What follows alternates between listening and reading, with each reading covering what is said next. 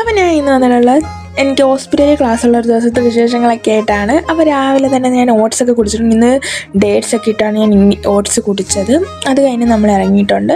അപ്പോൾ നമ്മൾ ബസ് സ്റ്റോപ്പിലോട്ട് നടക്കുകയാണ്. അപ്പോൾ രാവിലെ തന്നെ നല്ല വെയിലൊക്കെ ഉണ്ട്. ഇവിടെ അങ്ങനെയാണ്, രാവിലെ തന്നെ നല്ല വെയിലാണ്. അത് തന്നെ നമ്മൾ ബസ് സ്റ്റോപ്പിലോട്ട് നടന്ന് ബസ്സൊക്കെ കാത്ത് നിൽക്കുകയാണ്. അങ്ങനെ നമുക്ക് ബസ്സൊക്കെ കിട്ടി, നമ്മൾ ഹോസ്പിറ്റലിലെത്തി. അപ്പം നമുക്ക് നമ്മളെ സ്ഥിരം കലാപരിപാടിയാണ് ഈ പാവക്കുട്ടി എടുത്ത് വെച്ച് കളിപ്പിക്കൽ. അതൊക്കെ കഴിഞ്ഞു. പിന്നെ നമുക്ക് ബ്രേക്ക് കിട്ടിയപ്പോൾ നമ്മൾ ജസ്റ്റ് ഒന്ന് പുറത്തോട്ടൊക്കെ ഇറങ്ങി. അപ്പം നമ്മൾ ഹോസ്പിറ്റലൊക്കെ കണ്ട ഹോസ്പിറ്റലാന്ന് തോന്നത്തേ ഇല്ല. ഫുൾ മീൻസ് റിസോർട്ട് വൈബാണ്, നല്ല രസമാണ് അവിടേക്ക് ഇങ്ങനെ ഇരിക്കാൻ.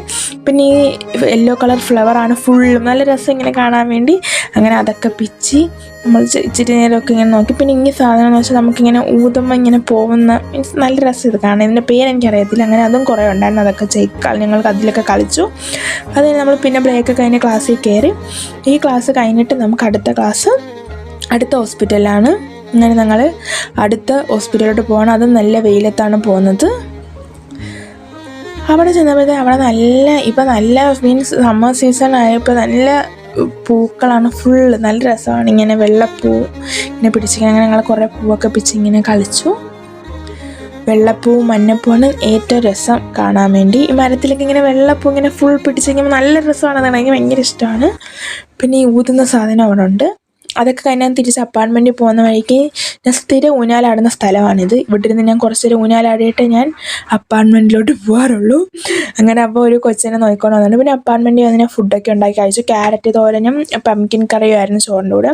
അത് കഴിഞ്ഞ് എൻ്റെ ഒരു ഫ്രണ്ട് അപ്പാർട്ട്മെൻറ്റിലുണ്ടായിരുന്നു. അപ്പോൾ അവൾ അപ്പാർട്ട്മെൻറ്റിലോട്ട് കൊണ്ടാക്കാൻ വേണ്ടി രാത്രി നടക്കാനൊക്കെ ഇറങ്ങിയത്. ഒരു ഈവനിങ് അല്ല, രാത്രിയായി.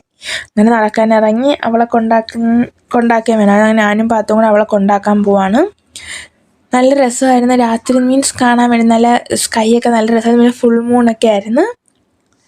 അത് കഴിഞ്ഞിട്ട് ഞങ്ങൾക്ക് സൂപ്പർ മാർക്കറ്റിൽ നിന്ന് കുറച്ച് സാധനങ്ങളും കൂടെ മേടിക്കണമായിരുന്നു. അങ്ങനെ അവളെ കൊണ്ടാക്കിയതിന് ശേഷം നമ്മൾ കോർസിംഗിൽ കയറി. അങ്ങനെ കോർസിംഗിൽ നമ്മൾ വെജിറ്റബിൾസൊക്കെ വാങ്ങിച്ചതിന് ശേഷം ഇറങ്ങിയതിന് ശേഷം നമ്മൾ പുതിയൊരു മുട്ടായി ട്രൈ ആക്കി ഗൈസ്. ഇതിൻ്റെ സ്ട്രോബെറി ഫ്ലേവറും ചോക്ലേറ്റ് ഫ്ലേവറുമാണ് നമ്മൾ വാങ്ങിച്ചത്. ഇതിൻ്റെ ബനാന ഫ്ലേവർ ഉണ്ട്, അത് വാങ്ങിയില്ല. സ്ട്രോബെറി പൊട്ടിച്ചപ്പോൾ നല്ല സ്ട്രോബെറിയുടെ മണമായിരുന്നു.